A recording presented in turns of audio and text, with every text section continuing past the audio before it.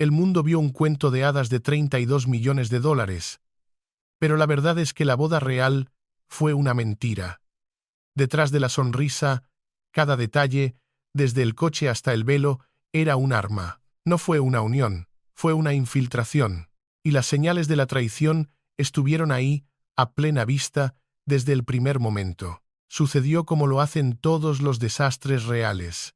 No con una explosión, sino con un susurro, con una elección hecha silenciosamente detrás de puertas cerradas. El mundo observaba el cuento de hadas de 32 millones de dólares, ciego a la verdad que se desarrollaba a plena vista. Mucho antes del sofá de Oprah Winfrey o de la implosión de Spotify, las grietas en la máscara nupcial de Meghan eran evidentes. El vehículo elegido para su llegada no fue un mero transporte, fue una declaración, un presagio rodante. El Rolls-Royce Phantom 4, con la matrícula NLT1, no es un coche cualquiera, es una reliquia sagrada de la flota real, una pieza de la historia británica forjada en el acero de 1950. Fue el primer Rolls-Royce de Su Majestad, la reina Isabel II y el duque de Edimburgo. Un artefacto impregnado del deber y la austeridad de una monarquía de posguerra. Ofrecerle este vehículo a una recién llegada fue un gesto de inclusión sin precedentes, una rama de olivo extendida por la propia reina, una señal de que la casa de Windsor estaba dispuesta a evolucionar. Pero en las manos de Meghan, el gesto se convirtió en un arma, porque ese coche no solo transportaba la historia de la reina, llevaba el fantasma de otra americana, una mujer cuyo nombre era una cicatriz en el alma de la monarquía, Wallis Simpson. En 1972, este mismo vehículo había llevado a la duquesa de Windsor, la mujer que derrocó a un rey y sumió a la corona en una crisis existencial al funeral de su marido en el mismo Windsor.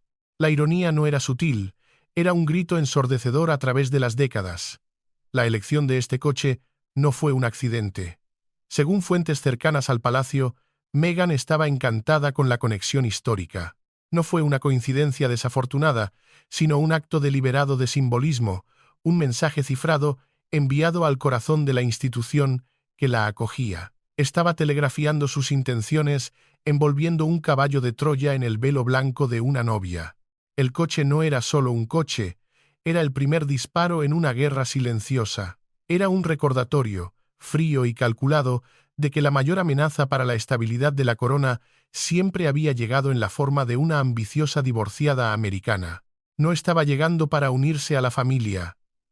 Estaba llegando para conquistarla, usando los propios símbolos de su historia en su contra. El aire en Windsor ese día era denso, pero no de celebración. Era frío, controlado, calculado, y desde el interior de ese vehículo histórico, la nueva duquesa no veía a un pueblo que la aclamaba, sino a un reino que esperaba ser tomado. La partida ya había comenzado. ¿Cómo puede una mujer conocer cada detalle sórdido de la vida de Wallis Simpson, pero afirmar no saber nada sobre el príncipe con el que se va a casar? Es una pregunta que resuena en los fríos pasillos del Palacio de Buckingham. Durante su entrevista de compromiso televisada, Meghan presentó al mundo una imagen cuidadosamente elaborada. La de una inocente, una forastera, refrescantemente ignorante de los protocolos y la historia que definían a la familia de su prometido. No sabía casi nada, dijo, con los ojos muy abiertos y una sinceridad estudiada que las cámaras absorbieron. El cuento de hadas era una mentira, y el palacio lo sabía. La verdad, como siempre lo hace, tiene una forma de filtrarse a través de las grietas de una narrativa construida. Los conocedores del palacio, en susurros desde Windsor hasta Westminster, contaban una historia muy diferente. Lejos de ser ignorante, Meghan supuestamente había estudiado a Wallis Simpson con una intensidad casi académica durante sus años escolares. Se decía que había devorado libros sobre la mujer que hizo que un rey abdicara, absorbiendo las lecciones de cómo una americana podía trastocar toda la línea de sangre real, cómo podía usar el amor como una palanca para el poder. Esta revelación no es una mera contradicción, es el fundamento de un engaño. Con este conocimiento, la elección del Rolls-Royce Phantom 4 ya no parece un descuido, sino la culminación de un plan meticuloso. Se deleitó con la narrativa de la forastera que perturba la antigua jerarquía, porque ya había estudiado el manual de instrucciones, escrito por otra americana décadas antes. La afirmación de ignorancia no era una señal de humildad, era una táctica de manual. Al fingir ingenuidad, se despojaba de toda responsabilidad por sus acciones futuras. Cualquier violación del protocolo Windsor podría ser perdonada como un error de una novata, en lugar de ser vista como lo que realmente era, un ataque calculado a la tradición, un movimiento en un tablero de ajedrez que solo ella veía. La monarquía siempre ha sabido cómo enterrar historias, cómo silenciar el pasado, pero esta vez el fantasma que desenterraron no era el de una princesa galesa cuyo legado podían controlar, sino el de una duquesa exiliada cuyo espectro amenazaba con repetir la historia. Y por la determinación en los ojos de Meghan, estaba claro que no tenía intención de que su historia terminara en el exilio. Ella estaba allí para quedarse y para reinar. El simbolismo puede ser sutil, pero la agresión física es inconfundible. En el momento en que el Rolls-Royce histórico se detuvo ante la capilla de San Jorge, la ilusión del cuento de hadas se hizo añicos. Salir de un vehículo así, cargada con el peso de un vestido de seda de miles de dólares, es una maniobra delicada que requiere gracia y ayuda. Por eso existe el protocolo, por eso hay ayudantes entrenados cuya única función es asegurar que la dignidad real se mantenga. Una ayuda de cámara real, un hombre dedicado a una vida de servicio silencioso, dio un paso adelante como lo había hecho cientos de veces antes con figuras de la realeza. Extendió su mano enguantada, un gesto simple de apoyo para ayudar a la novia a navegar la salida sin tropezar.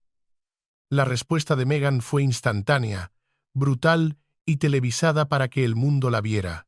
Con un movimiento brusco y violento, apartó la mano del hombre. No fue un rechazo suave, fue un golpe, un acto de desdén tan claro que el ayudante retrocedió físicamente con el rostro marcado por la pura e inalterada conmoción. En ese único gesto, la máscara se deslizó por completo. Ya no era la novia dulce y nerviosa que había interpretado para las cámaras.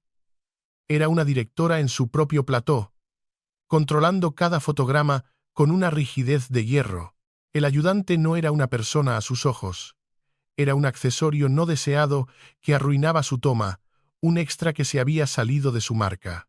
Quería la imagen heroica de ella emergiendo victoriosa del coche, sola, sin personajes secundarios que diluyeran su momento de gloria.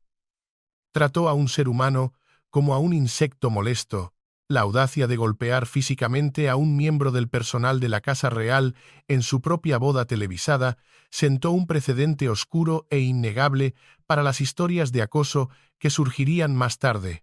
La corona exige servicio y respeto mutuo. Ella exigía sumisión absoluta. Y su primera víctima de esta nueva tiranía no fue un cortesano anónimo, sino la mujer que le dio la vida. Una novia normal atesora los últimos momentos con su madre antes de caminar hacia el altar. Es un instante sagrado, una transición silenciosa de una vida a otra, compartida entre madre e hija. Pero Meghan no era una novia normal.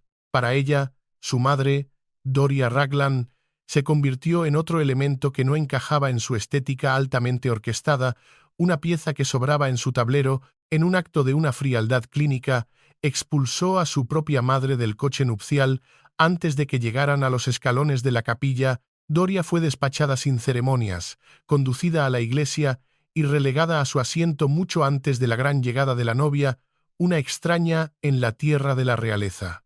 La imagen que el mundo vio, si se fijaron bien, fue la de Doria sentada completamente sola en un banco de la majestuosa capilla de San Jorge, una figura profundamente solitaria y aislada entre un mar de extraños aristocráticos. ¿Por qué este acto de crueldad tan público? Porque permitir que su madre viajara a su lado hasta el final habría proyectado una imagen de unidad, de apoyo, de una herencia compartida. Habría sido un momento de humanidad, pero Meghan no quería compartir el centro de atención. El síndrome de la protagonista principal, una condición que parece definir cada uno de sus movimientos, dictaba que nadie más podía estar en el encuadre, sacrificó la comodidad y la dignidad de su madre por una oportunidad de foto en solitario, por la imagen de la mujer que llega sola, fuerte e independiente. La decisión fue una traición silenciosa, un acto de exilio simbólico ejecutado con una precisión despiadada que dejó helados a los observadores del palacio. Fue el primer ejemplo claro de su estrategia de borrar a aquellos que no servían a su narrativa, de tratar a las personas como personajes secundarios en su propia película. Si estaba dispuesta a aislar y humillar a su propia madre en el día más importante de su vida, ¿qué no estaría dispuesta a hacer con una familia de extraños a la que acababa de unirse? La respuesta yacía en los desolados bancos vacíos del otro lado del pasillo, un vacío que gritaba más fuerte que cualquier multitud. El contraste era desolador y deliberado. El lado del novio en la capilla de San Jorge rebosaba de vida. Familiares de toda Europa, dignatarios extranjeros, amigos de Eton y del ejército, que representaban un testimonio del linaje y la lealtad. Era un lado que contaba la historia de una vida. El lado de la novia, sin embargo, era un vacío. Un páramo de bancos de roble vacíos con una sola ocupante. Su madre, Doria, exiliada en su soledad. La narrativa oficial de Meghan, transmitida a través de susurros controlados a la prensa, era que simplemente no pudo encontrar a ningún otro familiar para que asistiera. Esta afirmación no solo era inverosímil, era un insulto a la inteligencia de una monarquía que ha rastreado líneas de sangre durante 1000 años. Sucedió como lo hacen todos los desastres reales. Silenciosamente detrás de puertas cerradas, la extrañeza de la situación no pasó desapercibida para los miembros más veteranos de la firma. El príncipe Felipe, un hombre cuya lealtad a la familia era legendaria y cuya aversión a las tonterías era palpable, encontró la ausencia profundamente sospechosa. Según se informa, la confrontó directamente sobre la extraña circunstancia. Su Majestad la Reina, siempre la encarnación de la gracia, también expresó su profunda incomodidad. En un gesto de amabilidad que Meghan claramente no merecía, la monarca le preguntó explícitamente a Doria si le gustaría invitar a una hermana o una prima para evitar la humillación de sentarse sola. Doria, atrapada en una posición imposible, desvió la pregunta, afirmando que toda la planificación estaba en manos de Harry y Meghan. La verdad era evidente. No era que la familia no quisiera venir, era que no fueron invitados. Meghan había invitado a George Clooney, a quien apenas conocía, y a Oprah Winfrey, con quien había hablado una vez. Había llenado su lado de la capilla con el brillo prestado de Hollywood mientras borraba a su propia línea de sangre. Estaba curando su pasado, eliminando cualquier conexión con su vida anterior para controlar meticulosamente su nueva narrativa real. No fue una ausencia, fue una purga simbólica. Estaba construyendo un nuevo árbol genealógico, uno poblado por el poder y la fama, y no había lugar para las raíces de las que provenía. Era la máxima traición a su propia historia, un acto que demostraba que para ella la familia no era un vínculo de sangre, sino una elección estratégica. En el caos que siguió al muy público ataque al corazón de su padre, Thomas Markle, Meghan no vio una crisis familiar, sino una oportunidad estratégica. Donde otros veían tragedia, ella veía un vacío de poder en el guión de su boda, un papel que ahora podía reasignar. Se le presentó una oportunidad de oro para ejecutar el ascenso social definitivo, en lugar de buscar un sustituto adecuado en su propio círculo, un amigo cercano, un mentor, alguien que la conociera de verdad, apuntó directamente a la cima de la jerarquía. Solicitó que el futuro rey de Inglaterra, el príncipe Carlos, la acompañara por el pasillo. Fue un movimiento de una audacia asombrosa, una jugada que nadie en el palacio vio venir, rompiendo el protocolo y siglos de tradición. El príncipe de Gales, en un gesto de apoyo a su nueva nuera en su supuesto momento de necesidad, aceptó amablemente. Fue un acto monumental de generosidad, una bienvenida formal al corazón de la familia. ¿Cómo recompensó Meghan este gesto? Con un asombroso nivel de falta de respeto que dejó a los cortesanos boquiabiertos. Se negó a permitirle que la acompañara durante todo el trayecto. En cambio, le dictó sus condiciones al heredero al trono. Él debía encontrarse con ella a mitad del pasillo. Quería que las cámaras la capturaran caminando la primera mitad de la procesión completamente sola, una heroína solitaria forjando su propio camino hacia el poder. Usó al príncipe de Gales no como una figura paterna sustituta, sino como un accesorio glorificado, un sello de legitimidad para su gran entrada. La audacia de darle instrucciones de escena al próximo monarca demostró su insaciable necesidad de control. Estaba orquestando cada paso de ese paseo, cada ángulo de cámara, transformando un rito sagrado en una producción de Hollywood.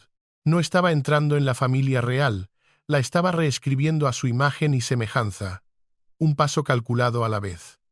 Su control se extendía desde las personas más poderosas del reino hasta el aire mismo que respiraban. La capilla de San Jorge no es un simple edificio, es un santuario que alberga más de 500 años de historia británica sagrada dentro de sus antiguos muros de piedra. Es el lugar de descanso final de 10 monarcas, incluidos Enrique VIII y la reina Victoria. Es un testamento viviente del tiempo, la fe y el deber. Cuando Meghan entró para un ensayo, no sintió el peso de la historia, sintió un inconveniente. Inmediatamente se quejó de un olor desagradable y a humedad que persistía en la catedral, el aroma de la piedra centenaria y la madera de roble. Su solución no fue el respeto o la reverencia, sino la profanación comercial. Exigió que el personal real desplegara ambientadores comerciales Glade del tipo que se enchufa en la pared para enmascarar el aroma natural de un lugar histórico. La solicitud fue tan absurda, tan profundamente irrespetuosa, que el Palacio de Buckingham la denegó firmemente. Le recordaron, en términos inequívocos, que se trataba de un lugar de culto y el mausoleo de reyes, no un motel barato de California que necesitaba una capa de fragancia artificial. Quería desinfectar y esterilizar un milenio de historia para que se ajustara a su estética personal, altamente fabricada, digna de un tablero de Pinterest. El incidente fue corroborado más tarde durante la transmisión por la dramática actuación de su coprotagonista de Suits, Rick Hoffman, quien hizo una producción exagerada de oler algo terrible mientras estaba sentado en los bancos, una actuación para las cámaras que delataba la queja original de su amiga. La arrogancia necesaria para exigir ambientadores químicos para una capilla real, un lugar sagrado para la nación, expuso su falta fundamental de respeto por la institución a la que se estaba uniendo.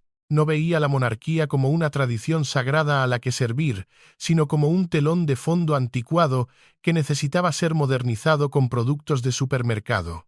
Quería controlar el ambiente, una necesidad que palidecía en comparación con su aterrador control físico sobre sí misma.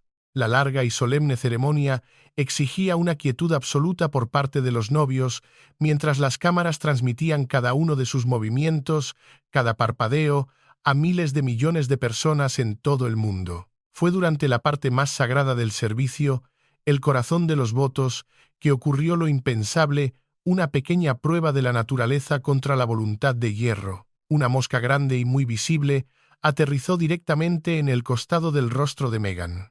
Se posó en su piel, un intruso oscuro sobre el lienzo blanco de su maquillaje, y comenzó a moverse. Un ser humano normal habría reaccionado. Un parpadeo instintivo, una contracción muscular, un sutil movimiento de la cabeza. Es un reflejo, una respuesta biológica profundamente arraigada a un estímulo externo que está más allá del control consciente.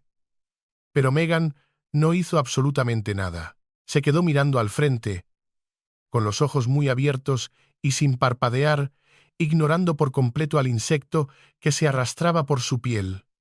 La quietud no era tranquila, era antinatural, inquietante. Parecía un robot animatrónico que funcionaba mal, atrapado en un bucle programado, incapaz de desviarse del guión. La aterradora falta de una respuesta humana básica envió escalofríos por las espinas dorsales de los espectadores de todo el mundo. En ese momento, reveló su verdadera prioridad. Priorizó mantener su expresión facial perfectamente fabricada y lista para la cámara por encima de un reflejo biológico fundamental. La concentración, casi sociopática, requerida para ignorar una mosca en la mejilla, demostró su hiperconciencia de la lente global. Era una actriz en el papel de su vida, y no permitiría que ni siquiera la naturaleza rompiera su personaje. Era una demostración de un control de hierro, una voluntad de dominar cada músculo, cada tic, cada respiración. Controlaba sus músculos faciales a la perfección, pero fracasó por completo en controlar el mensaje que enviaba su intencionada elección de peinado. Las bodas reales exigen una elegancia, precisión y ejecución impecables en cada detalle. Son la máxima expresión del ceremonial, donde nada se deja al azar. Sin embargo, Meghan caminó hacia el altar con mechones de pelo sueltos y desordenados que se salían completamente de su moño nupcial. A medida que avanzaba la ceremonia, los mechones que enmarcaban su rostro, deliberadamente dejados sueltos, se descontrolaban, asomando torpemente por detrás de sus orejas y cubriendo su frente. Esto no fue un error. Fue una elección calculada.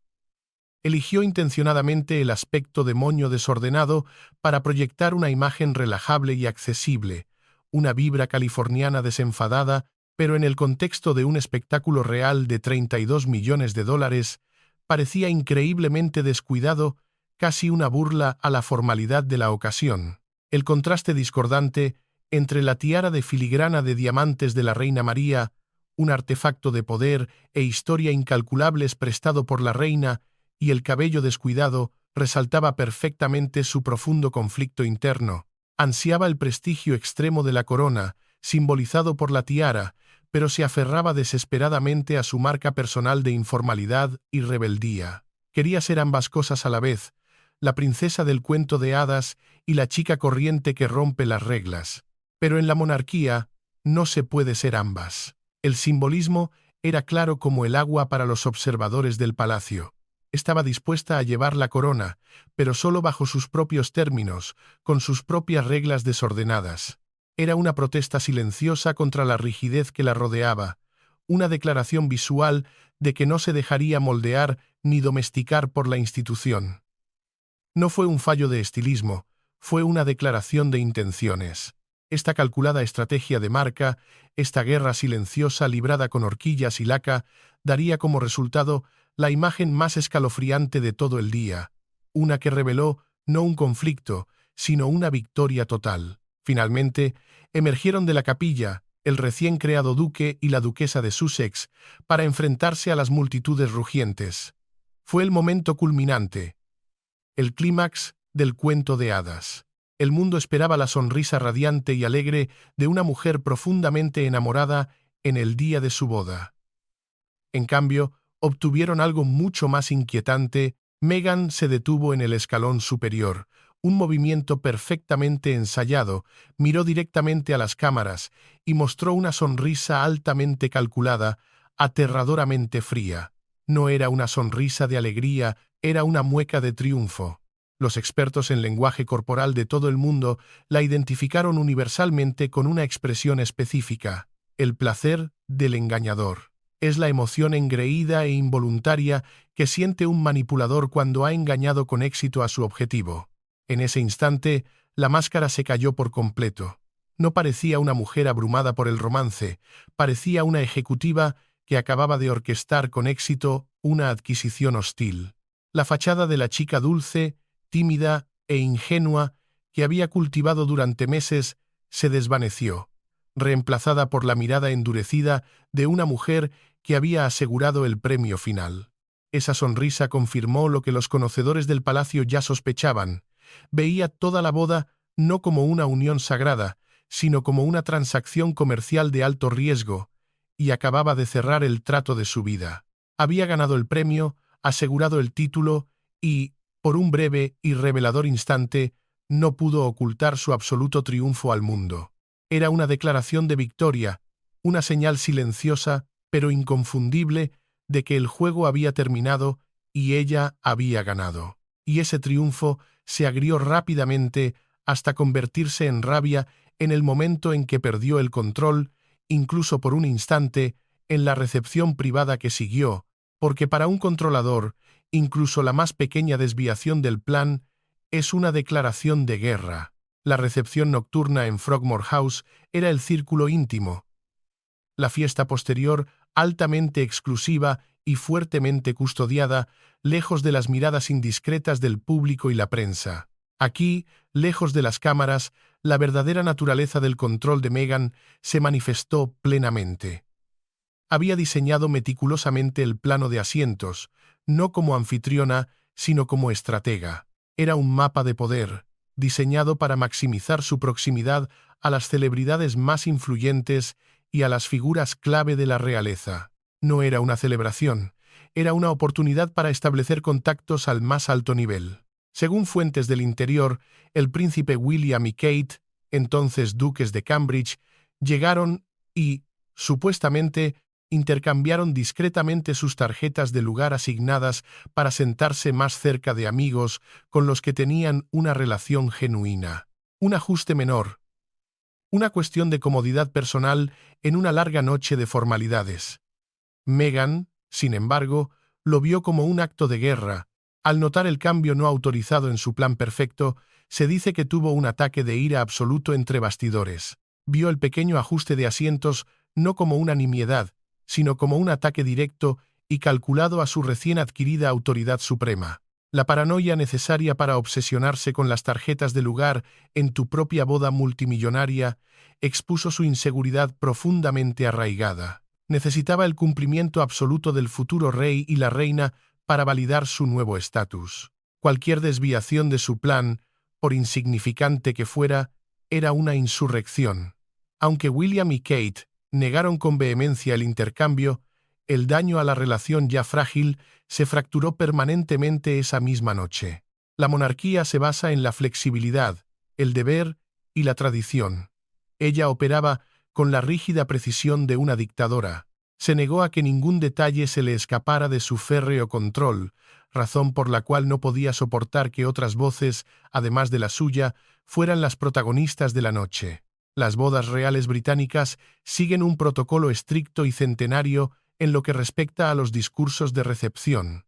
La tradición, una fuerza casi gravitacional en la vida del palacio, dicta que el padre de la novia, el novio y el padrino son los que ofrecen los brindis. Es una estructura que honra a la familia, al novio y a la amistad, un ritual de transición y bienvenida. Meghan ignoró por completo la tradición. Peor aún, la despreció. No podía soportar una velada entera en la que otros hablaran y ella simplemente se sentara a escuchar, a ser el objeto de los brindis en lugar de la oradora principal. En un acto de audacia sin precedentes, se apoderó del micrófono para pronunciar su propio monólogo, altamente ensayado. Enmarcó el discurso como un cuento de hadas moderno, dramatizando profusamente su propia historia de vida para una audiencia cautiva de la más alta aristocracia. Se centró por completo en sí misma, tratando el brindis de boda como un discurso de aceptación de un Oscar que nunca ganó. La desesperada necesidad de validar verbalmente su propia narrativa hollywoodense ante una sala llena de realeza real apestaba a una profunda inseguridad. No fue un brindis por su nuevo marido o su nueva familia. Fue un anuncio de su propia llegada, una coronación autoimpuesta. Obligó a la aristocracia británica a sentarse y aplaudir su poesía amateur, a escuchar su versión editada de su ascenso. Necesitaba desesperadamente recordar a todos que ella era la estrella del espectáculo, una ilusión que verbalizó de la manera más vergonzosa posible, revelando una desconexión fundamental con la realidad de su situación. No estaba honrando la ocasión.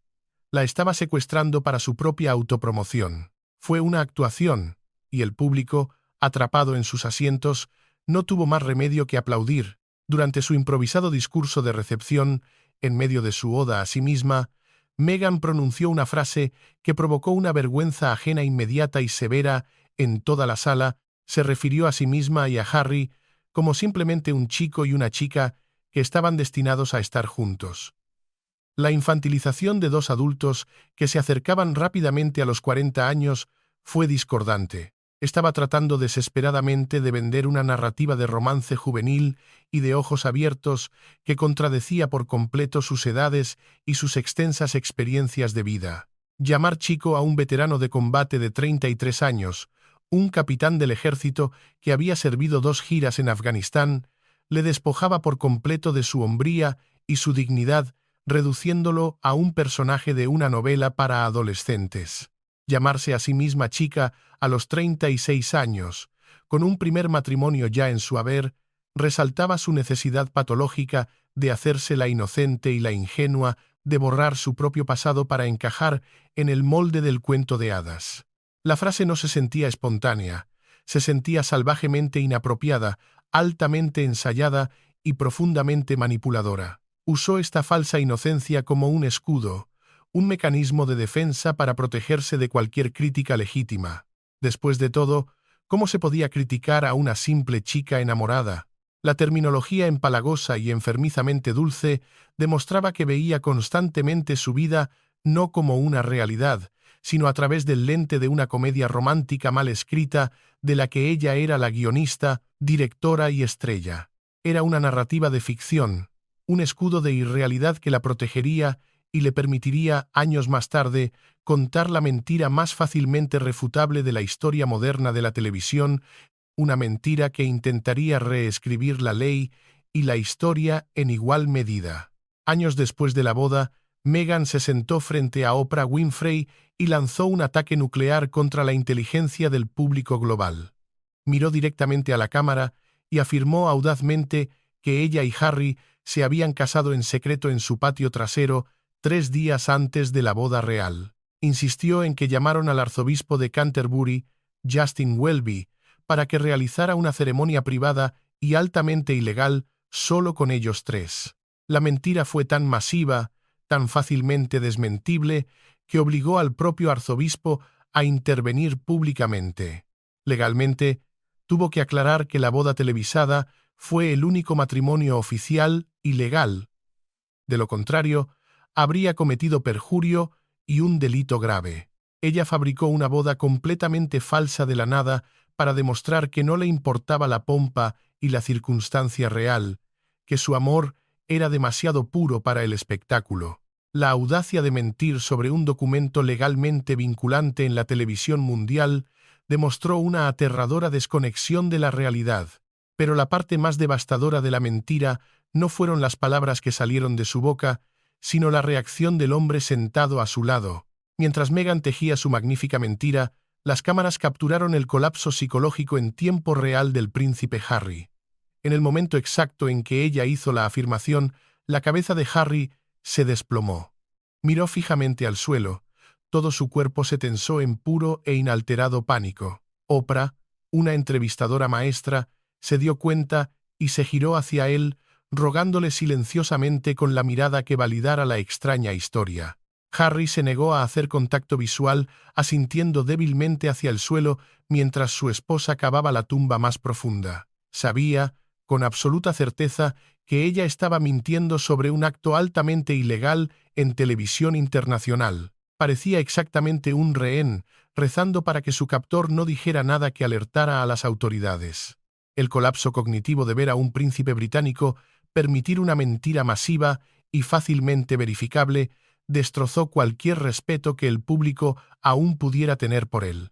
Sacrificó su propia integridad, su honor y su credibilidad para proteger la frágil y completamente fabricada realidad de ella. Se sentó en silencio cómplice, un prisionero en su propio cuento de hadas convertido en pesadilla. El contribuyente británico financió la masiva factura de seguridad e infraestructura de $32 millones para la boda real. El público se alineó en las calles de Windsor durante días, ondeando banderas y ofreciendo su apoyo genuino y sincero a la nueva pareja. Una muestra de buena voluntad nacional, Meghan devolvió esa inmensa generosidad sentándose en el sofá de Oprah y desestimando todo el evento como un mero espectáculo para el mundo. Se mofó de la gran ceremonia, enmarcando el evento financiado por los contribuyentes como una actuación muy onerosa que se vio obligada a soportar, un circo que no tenía nada que ver con su amor real. Con esa sola palabra, espectáculo, insultó profundamente a cada ciudadano que celebró su integración en el país, a cada persona que había invertido emocional y financieramente en su cuento de hadas. La pura ingratitud necesaria para burlarse de las personas que pagaron la cuenta de tu vestido de diseñador y la seguridad de tu evento expuso su verdadero carácter. Quería que el mundo creyera que solo le importaban los momentos íntimos y privados, el matrimonio falso que había alucinado por completo en su patio trasero. El comentario sobre el espectáculo demostró que veía al público británico no como su pueblo, al que había prometido servir, sino como extras molestos en su película personal. Tomó el dinero, tomó el título y luego destrozó toda la producción en el segundo en que se mudó de regreso a California. La historia no recordará quién llevó la corona ese día, o más bien, la tiara, recordará quién la usó como un disfraz. Porque al final, la monarquía ha sido protegida, como siempre lo es. Pero su paz ha sido rota, las viejas cicatrices se han reabierto, y en el silencio que sigue, una verdad persiste. No todas las heridas están destinadas a sanar,